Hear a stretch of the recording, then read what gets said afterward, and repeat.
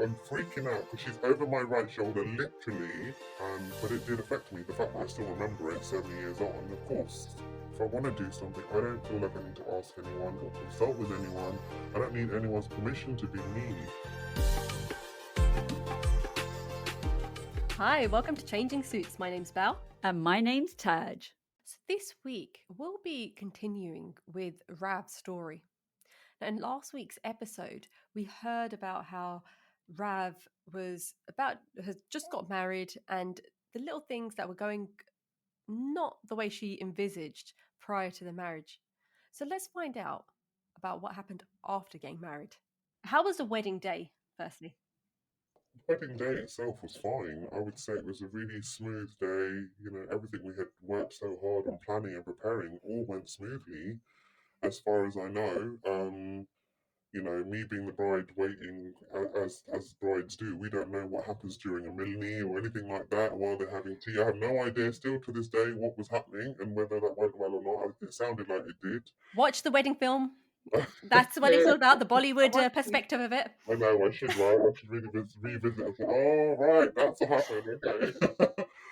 But also, I think at the time, I think the Gurdwaras as well, obviously, had the Gurdwara wedding, and that was kind of like, I think the you know, from a religious point of view, whether they liked it or not, they conducted the wedding in the simple way that it was. But it was a lovely ceremony. There wasn't any issues. The wedding took place. Then at lunchtime, it turned into a Hindu wedding at a local venue, and that was really nice. It just became a really long day of wedding ceremonies, one after the other. You must have been knackered. We know how it is, and we had quite short weddings compared to that, and we were knackered by then. You should have slept. I was sleeping like you can't see my camera, but I was up at the usual 4 o'clock, I think it is, for a bride for a Punjabi wedding. Oh yes. And I picked 2 baroccas, 2 pieces of toast, and there we are.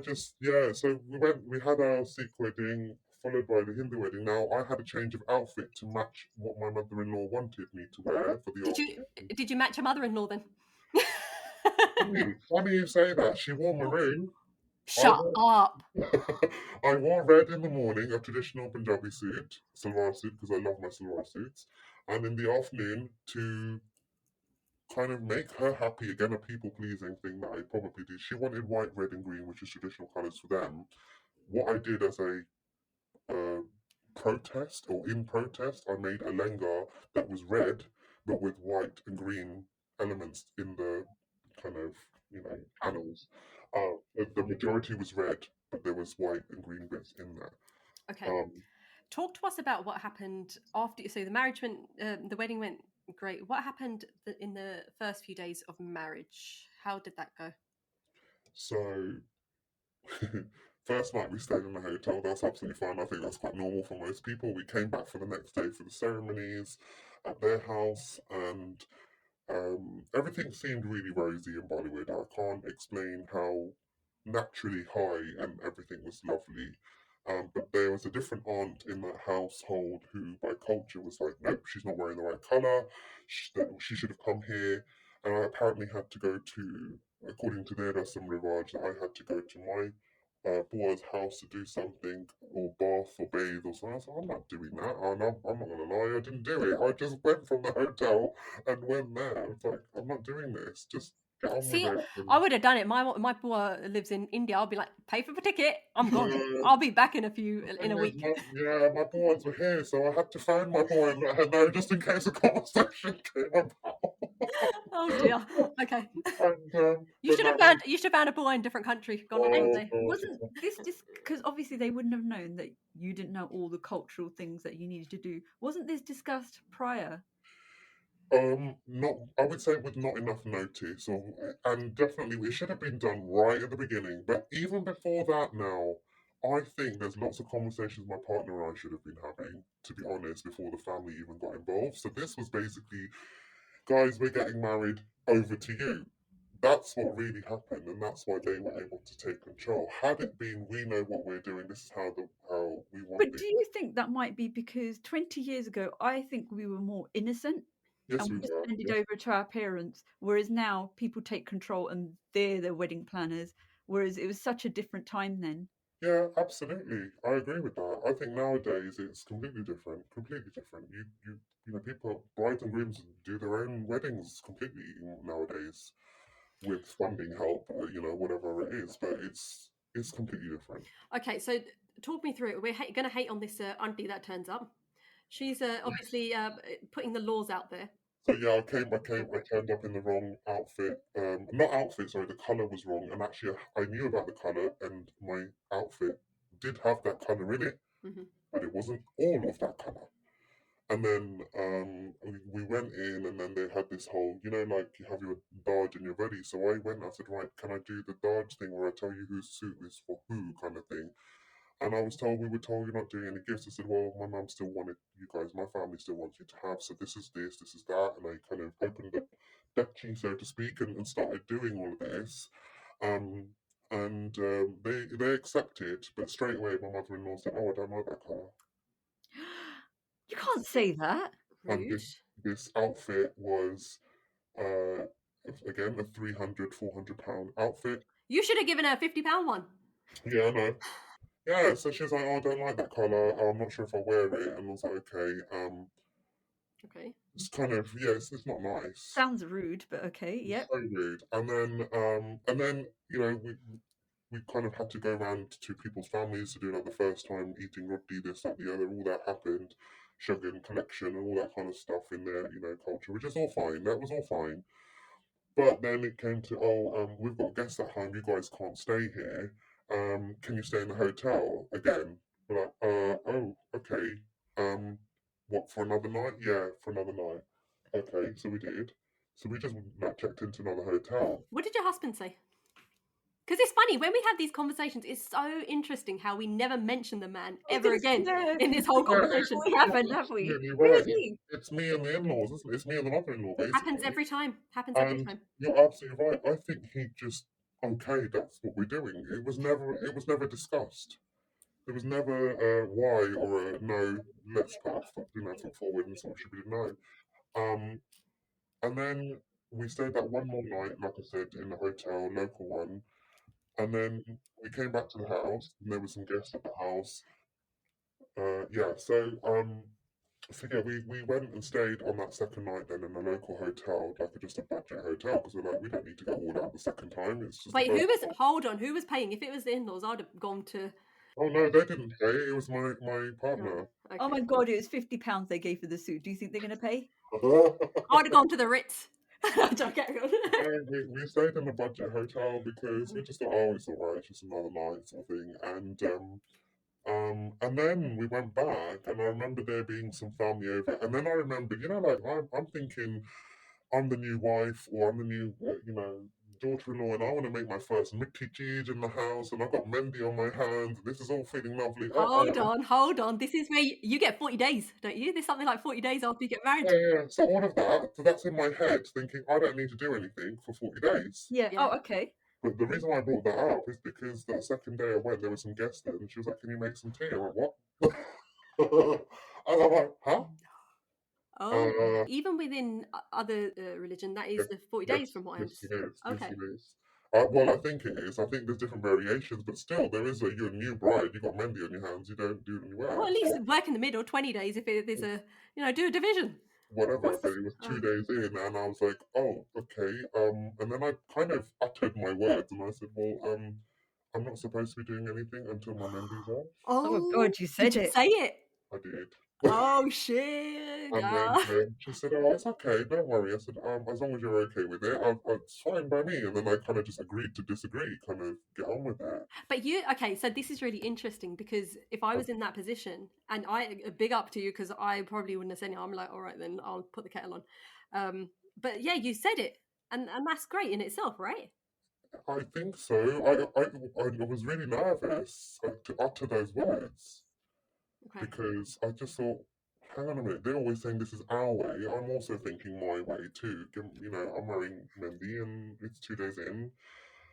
Do you And think this is a South Asian thing again, where we're brought up as girls to obey and we feel scared to step forward and, oh, like you did rightly say, There's I'm so interested. much. There is so much that can come out of this. There is so many things that we were raised. I think. Look, I'm an 80s child. Okay, I'm an 80s child, and I think growing up in this country and with what we were exposed to at the time, it's a different era compared to now, new generation. So we were brought up with very disciplined beliefs and cultural beliefs. So there's a lot of that expectation. 90s movies that we grew up with around us as Yeah. But well. can I just put, because it's interesting, because again we've got listeners who are outside of the South Asian community, and they might be listening in, and this is how I'd see it: of, oh, okay, so you know, you've been brought up in discipline. You've said it, and I have no problem with discipline. However, on the positive side, there's a bit of a naivety. We were treated like kids. We were brought up as kids, Yes. and that's not a negative. I love the fact that I was bubble wrapped, and then when in the real world, I realised, oh my god, it's not as great It's as I not the thought it real was. world. It's not the real world, unfortunately. What I would say my family, or yeah, my family had done raising me. I was the princess of that household. I wasn't above or below anything. I was just the daughter and a child, as you You were said. loved, which is I was great. loved, a hell of a lot of love, but I was never exposed to negativity. I was never exposed. I mean, I wasn't even allowed to go to a funeral. You know, I just no. We weren't exposed to that real world. And also, growing up, this is my experience. I don't know about anyone else, but I was taken to school, picked up from school, Yep. or I had the freedom of walking to school or walking back as long as it was with my neighbours that went to the same school. Yep.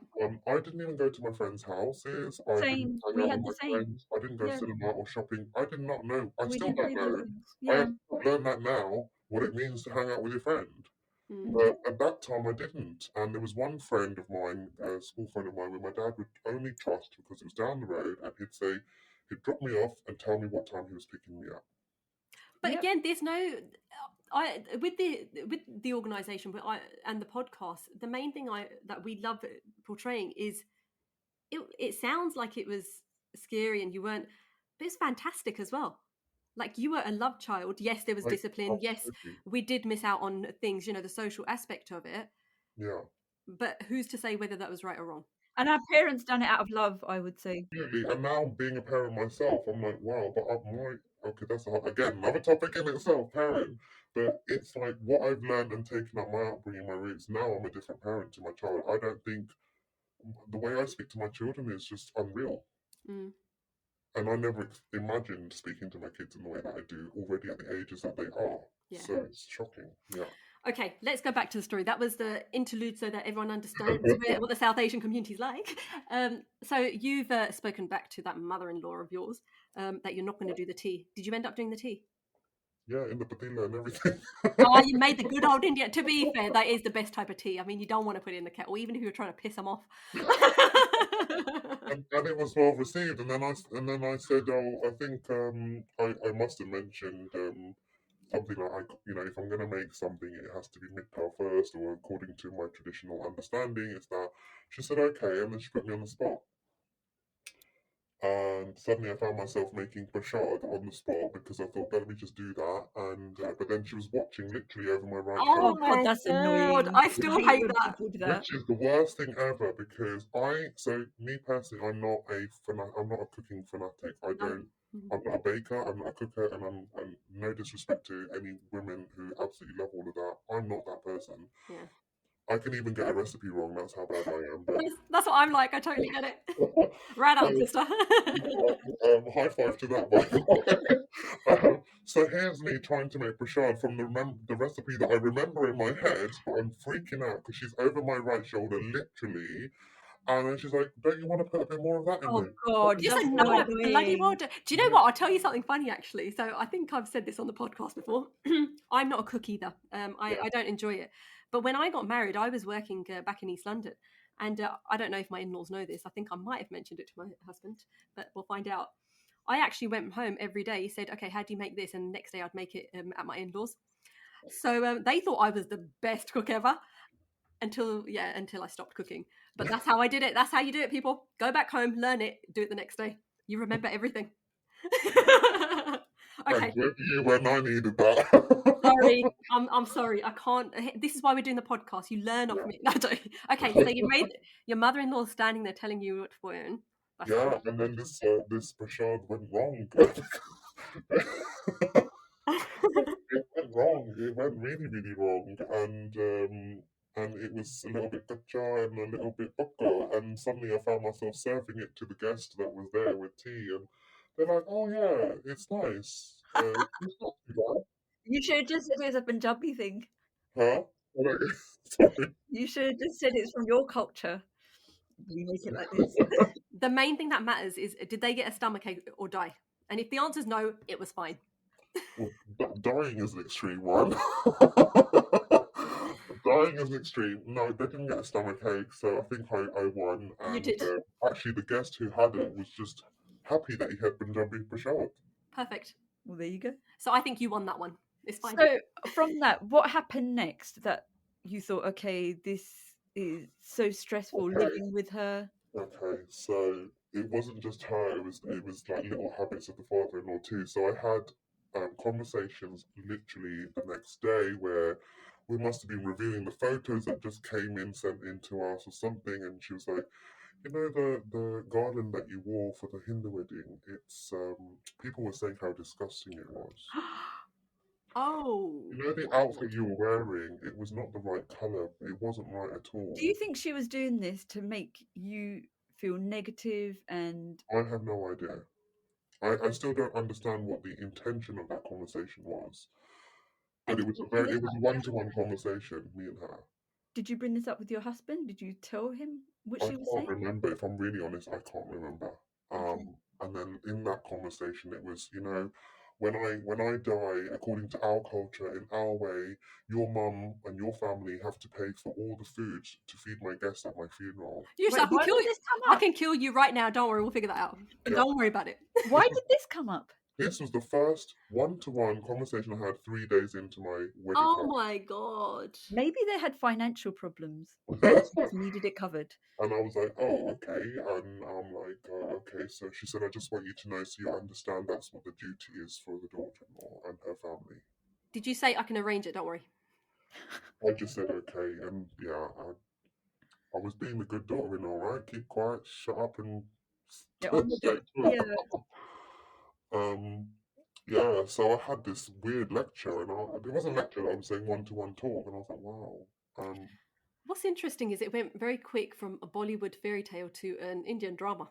And we all know what those Indian dramas are like. Yeah, yeah, absolutely. And then also, so as time went on, so Monday to Friday, I was pretty much there going to work, and you know, I had my oh god, how did I forget this? So my chura, obviously I'm wearing my chura, and you know, we're wearing our day-to-day jeans or trousers or whatever I'm wearing for work, and then we'd be invited out, and you know, I'd chuck on a suit or whatever I felt comfortable in.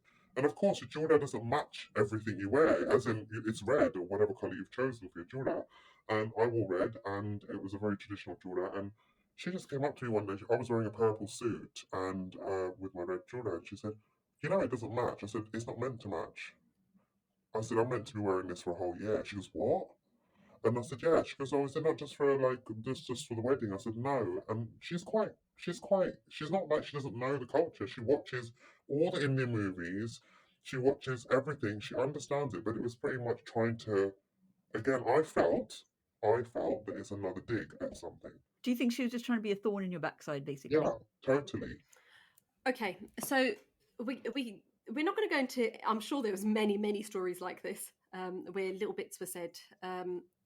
At what point were you? So you're quite new into your marriage, so you know it's still relatively rosy with your husband. Hopefully, you're obviously having these conversations, and it's very strange. At what point do you think there was a turning point where you're like, I can't do this. I keep getting too many quips like this. Right. So within that household, there was so for example, my partner and I were meat eaters. We, you know, and they were vegetarian, strict vegetarian to the point that they wouldn't allow it in the house, and I respect that. And we made sure we adhered to their rules. But and I get it. And for me, it was very new. I had no idea. I could only cook with certain things, and I could only make tea and certain things because I was a meat eater. Okay. Not that there was any meat in the house, just because I was a meat eater. So again, a huge question mark on that, but I'm not. I'm gonna respect everyone's kind of way with that. So what I found is that we ended up having takeouts because we couldn't eat at home, and Then we would go to my mum's so that we could eat freely, whatever we wanted, veggie or non-veg, didn't matter. I'd go every weekend to my mum's and stay over. But he used to eat before he got married. So did he used to go out for takeouts No, before? he used to cook at his mate's house so that he could eat there, round the corner. I'd Was never eat there. was that a conversation that you had prior to getting married? Then? No, again, we didn't talk about anything prior to getting married. So this is like going in blind. Mm. And then also when things were happening in those early days between mother-in-law, father-in-law, and I, there was a lot of like I don't think I communicated with my partner looking back, and if I did, I probably said it so lightly it didn't really mean anything. Um, but it did affect me. The fact that I still remember it so many years on, of course, I remembered it. It affected me.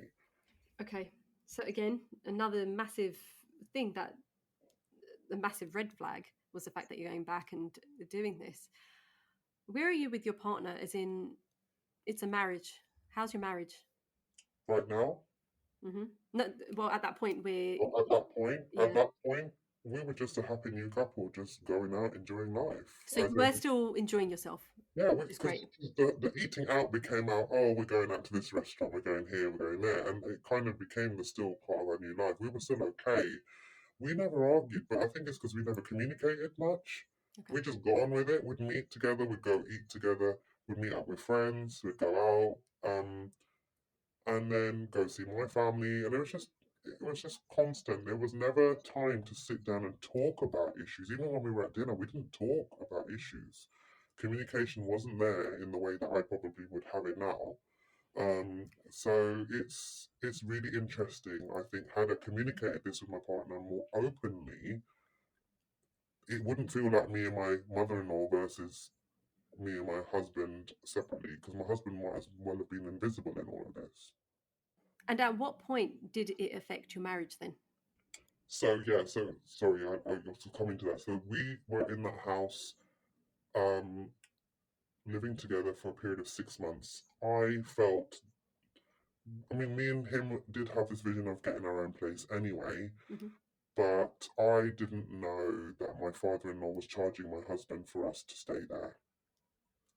Is this I say a South charging. Asian household or is it not? Hold on, I think this is really interesting point because things have moved on, and I've heard that in nowadays kids do get charged rent, Yeah. regardless of what Really? Oh, yeah, okay. and I need that's a to- conversation for another day. Okay, Yes, so he hadn't told I you. think it's because we were born in the 80s that we just thought we'd live with our families and this is how it goes on and on. We contribute in our own ways. Yeah. But for me, that was a shock. I was like, what? He's charging what? You're paying how much? Like 500 quid a month for a room with a bathroom for us to live there, and we contribute to shopping. I don't understand. And you can't even use the kitchen. Damn it. And I can't even use the kitchen, and I don't understand why we are being charged when you live here and you are their son. And I found it really bizarre. I'm not gonna lie. At that time, I found it bizarre. Maybe it's different now, but I genuinely was in shock. I found it really an insult. I found it really disgusting, and I just thought we're living at home in a family home. We can pull things, do things together. But anyway, that's just how I felt. Okay. And then that kind of gave me the jumpy, so to speak, to kind of look, we need to find somewhere. Then we started looking at properties, um, and we'd go house hunting, but his dad was very much in control of how much finance and how much kind of where we would be looking. And his mom was like, "You got to live close to us." We were even considering the property next door. And I was like, no, I need to be somewhere else. And I want to be halfway at least between my mum's house and your house, sort of thing. And we ended up finding a property halfway. And on second viewing, the whole double had to come along and see it as well.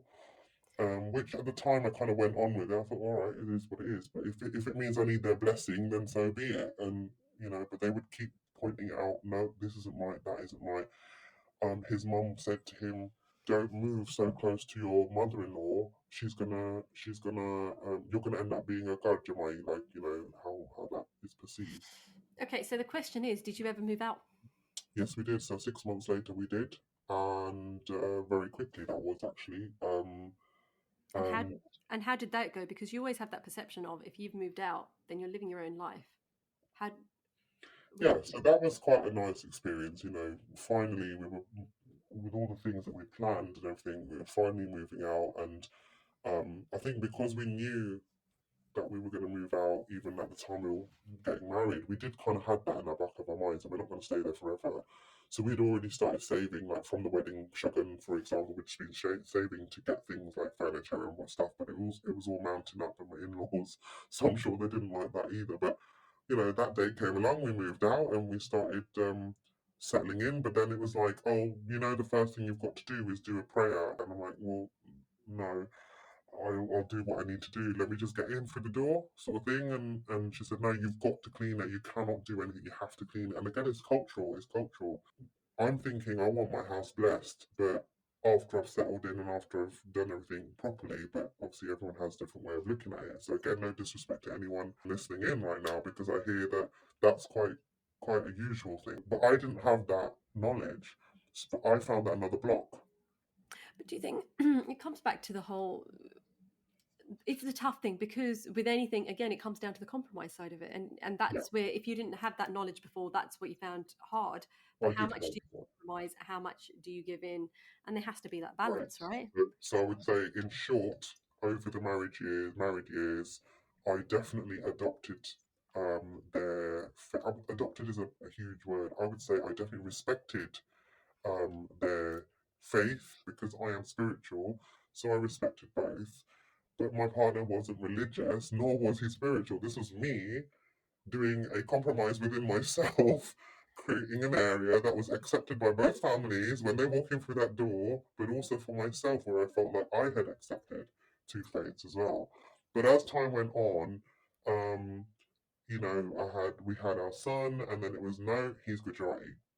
We have to do all the Gujarati cultural things, and I was like, no, I want to do mine. No, the conversation was always my mother-in-law and me. It wasn't my husband and I. Okay. And how? Okay, that's a tough one. I mean, before your son was born and you were living there together, was it a good marriage then? Just a normal marriage. I would say I don't know what that is. I don't even know what a good marriage is. I would say it's a normal marriage. Two people going to work, coming home, having dinner together, having family and friends over whenever we wanted. It was our space, and we just got on with it. So let's get to the point where, because I think we're well aware that unfortunately you're not, or fortunately, depending on how you look at it, you're not together now. At what Yeah. point in that case? Because you have your family life, you're living a normal life. Yes, you and your mother-in-law aren't getting on, but then you've moved out. At what point is there a turning then? So I think it took me so many years.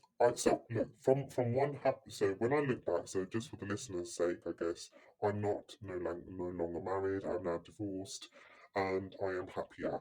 Definitely happier for all the right reasons.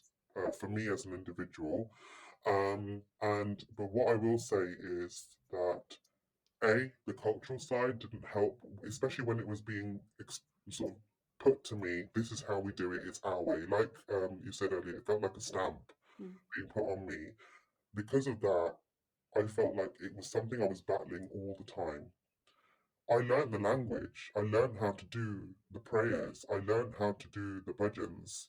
I understood and learned all the cultural kind of things at weddings and all those rasam rivaj in their way.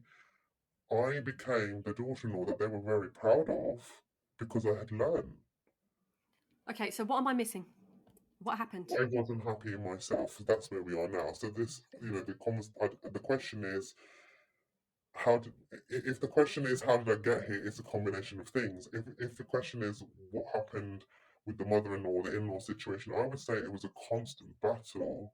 No, Me battling. sorry, Rav. The question is, what happened with the marriage between you and your husband, not you and your mother-in-law now? Because it's quite clear that you're not getting on with your in-laws, and there's always little bits. We understand that. What happened with the marriage, though? We had no communication, Okay. and I think as time went on, um, we had no communication to the point that I was feeling alone throughout the whole marriage. regardless of me enjoying the Bollywood lifestyle of turning up to all the events and everything else. I did all that. I showed up, and I'm quite cultural. Like I said, I've had a cultural upbringing, and actually looked forward to turning up to everything. I played my part. I did everything. To everyone on the outside, we were a happy couple. Yeah. Turning up to events, looking the part, we looked fine, but we had no communication. So for example, if someone did annoy me, or I had something that made me sad, I would start to have a conversation with my partner, and he'll be like, "Can we talk about this later?" I'm like, "Okay." So later would come, and okay, can we talk about this later? Um, or you're always crying all the time. And again, I don't want to delve too much into this because there's a hell of a lot that we can get into. But I realized it took me a very long time that I was actually alone in the marriage, alone as a parent, parenting my children. It was me and the mother in law in a marriage because the mother in law and me were raising the children, not him. So Okay. weirdly, despite all those things all those obstacles, the partnership actually, in a way, was the mother in law and me. Okay, so in that case, I know Taj wants to get in as well, but I'm like, what? How is this happening? Okay. So if we're talking about the, so when you just said that it was me and the mother-in-law raising the kids, Yeah. okay, you were battling. When you say your mother-in-law was raising it, is that because she was trying to get her cultural views in, She was and you were doing always the same? pushing her way forward. Her stamp was always there. It's our way, the highway. So I felt like I had to continually make this balance between what I wanted as a mother, what I wanted for my children, how I wanted to live my life, versus trying to please this woman and her cultural expectations of me being her daughter-in-law. But getting married in like an interfaith marriage, you would have expected that you'd have to take like the kids would be have to have some of the culture, the other culture as well. The the culture is not the issue. Yeah. Saying that they are Gujarati only is like saying Oh, that they've okay. converted. Okay. They would say to me as well, "You're Gujarati now." I'm like, "No, I'm not." I see. Okay. So it was like forget everything, forget your life. You're just this now. That's it. Suddenly, you've got a Gujarati surname. You're only going to be Gujarati. You are only Gujarati. The kids are Gujarati. All the cultural things that they will do are only Gujarati. But if I took them to a temple, like for example, on the first birthday, I actually had a bath in a gurdwara, and I invited both sides of the family and for a blessing because that's what I wanted to do. That's my wish. Surely I'm allowed to have that. But they had this. So the in-laws had a stamp of, "Oh, well, there's a Monday around the corner. We're going to take him there." I said, "No, wait till the event is finished, then take him because this is an invited thing. It's a card I've printed out and Oh, gone so to." literally at the bar they were like, no, let's take him to the Mundo. Was that Yes, the case? literally as the bar had finished and everyone was having Lungo downstairs, they didn't wait for Lungo. They took him straight. Like, they just said, "Oh, can we have him for a bit?" And they took him round the corner to the Monday. Without your Yeah. consent? And then they came back, and I remember my family saying, "Where is he? Where is he?" And I'm like, my in-laws have him. I don't know where they are right now." They come back from the Monday. Can I ask you something? Where's your husband? Again, non-existent in this. Ah, okay. It sounds like he just wanted an easy life. Yeah. I feel a bit sorry for him. Can I just say, I'm like, he can't win with you or her. He's like, forget it, I give up. You lot just He do what you stayed need to out of do. it. He stayed out of it completely. And actually, had we communicated, he may have been more involved. But I Can did start to talk to him as time went on. So my kids are now nearly 14 and 10. So, but as time went on, and also my firstborn was a son, so that was another thing. It's like, oh my god, a huge, huge cultural thing for to have a boy as your first child. It was like there was a lot more added pressure because he was a boy. Oh, hold on. Why? Oh, that's Because the why would surname, the lineage of the surname was going to carry on. okay. So Okay. didn't want to have the surname No, or no, no, it was always portrayed to me like, oh yeah, he's our grandson, which he is. I'm not taking that away from you. The surname lives on. I get it. I do get it. I get that pride. We have it in our families too. I'm not saying that, but it just felt very much pushed upon me. It's really interesting to listen to the conversation because I think obviously when we had the discussion of are you interested in doing this podcast, it was brought up of we want to talk about in-laws. That was quite clear, and that's exactly what you've done. But now listening to the podcast, it's a case of now my mind's like, hold on, what happened with the marriage? So yes, the marriage was there, your issue, your problems were the fact that you didn't get on with your mother-in-law, but your father, but your husband wasn't doing anything about it. The marriage, but then you were living separate. I'm just playing the whole thing out in my head, and I'm like, the marriage broke down because of the communication, like you've said. So it's a case of, it'd be really interesting to hear the other side and the stress that it's caused.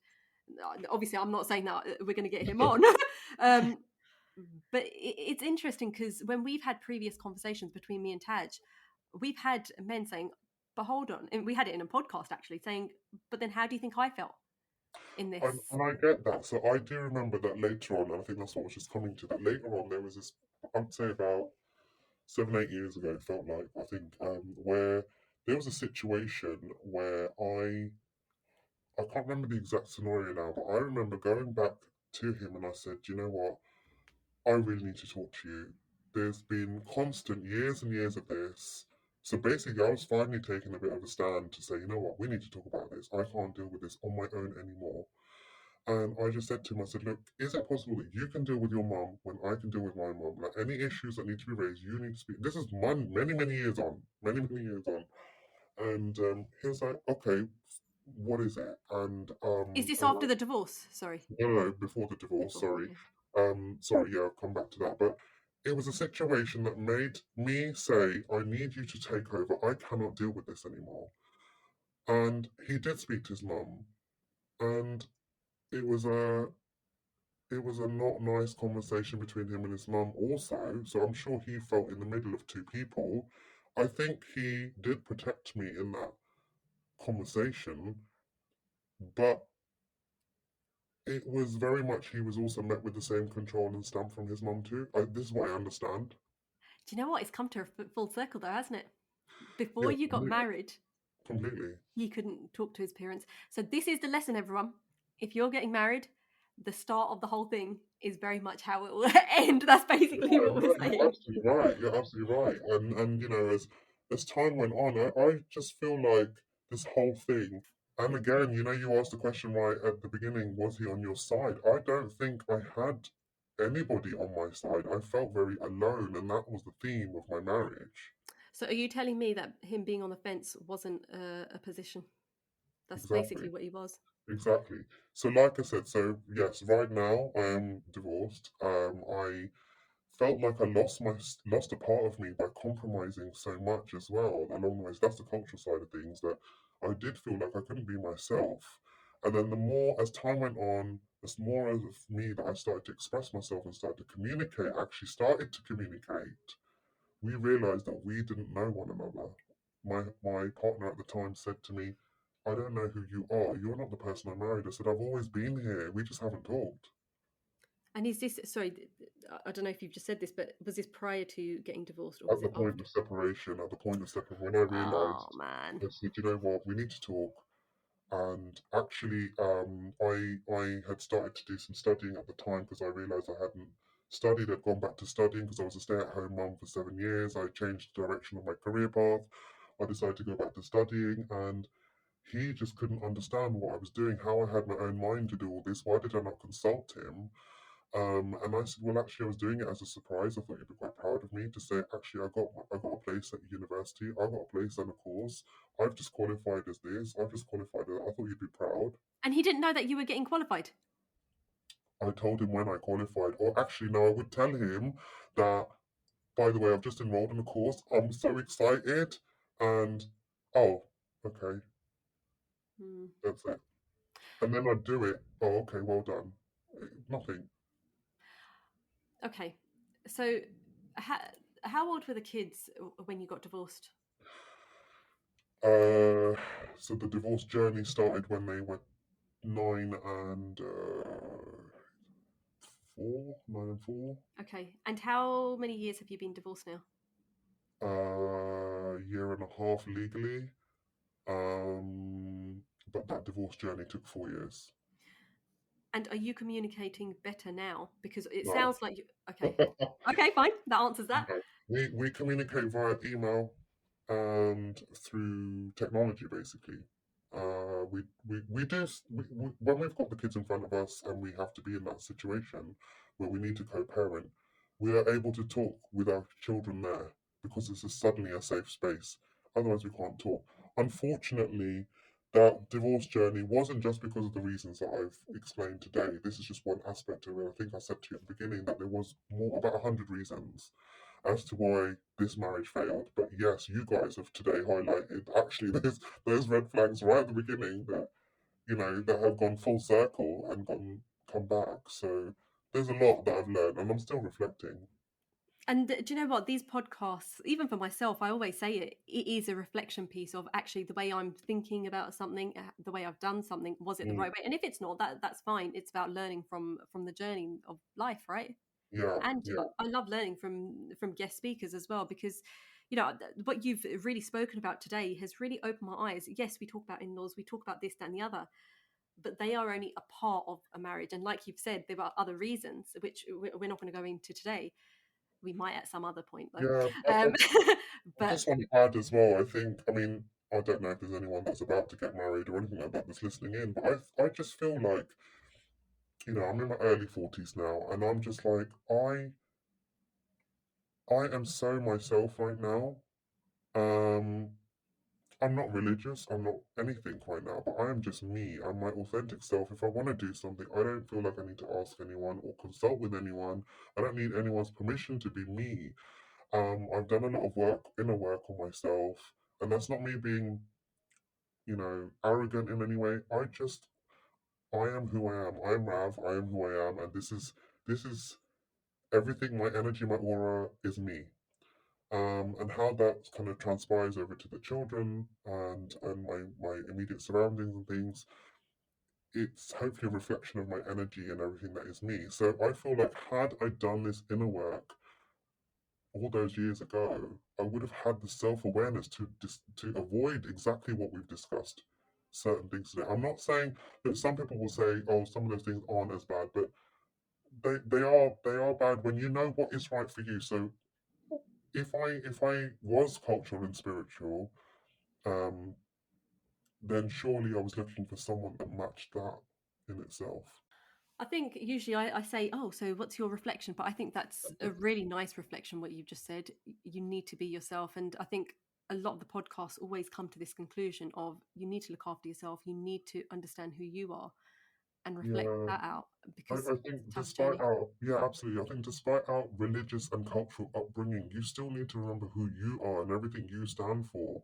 And we are lucky that we live in a world where women do have a voice. It's not about we're not protesting or anything like that. It's just speak up, have communication. Now the communication I have with my kids right now is so open.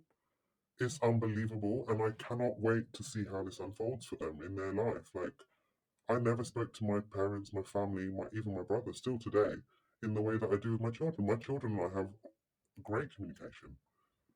So I'm hoping that that's a huge, um, I don't know what the word. I hope I've broken a pattern there somewhere, and you And know, that's what we're after with all of these things, breaking the pattern, because there is generational problems that have been happening, and we need to put a stop to that. And it sounds like you have. It's about the communication. yeah. And just as a positive spin in all of that journey, the best moments, the highlights of my marriage were wearing the outfits and wearing the jewelry. Especially that red one. Next day. And doing no, because I love my culture. I did do the Bollywood things, and I felt like that actually kept me going. The turning up and showing up as a bride, I really enjoyed it. I don't regret any of that. I really enjoyed that time. And it's sad because I'm just like, wow, what do I do now? I want to turn up to a function wearing my best outfit and being someone's bubby, mummy, chachi, whatever, and it's like, oh, it's all gone now. So a little bit of loss felt there, definitely, because the extension of the family was what kept me going. You know. Rav, I'm gonna end the podcast here because I think you've made some really eloquent points. I think things that are very reflective, and hopefully the listeners will think actually, whether it's about getting married or whether it's just generally the journey of life. I think you've given some really nice lessons. Communication is key in a marriage, and you need to understand who you are. So thank you so much for your time today.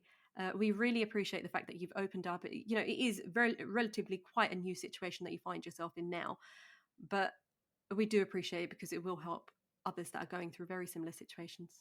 I hope it does. And thank you for having me, guys. Thanks very much. That's goodbye from me. And goodbye from me. Follow us on Instagram and Facebook, changing_suits, and subscribe so you never miss an episode.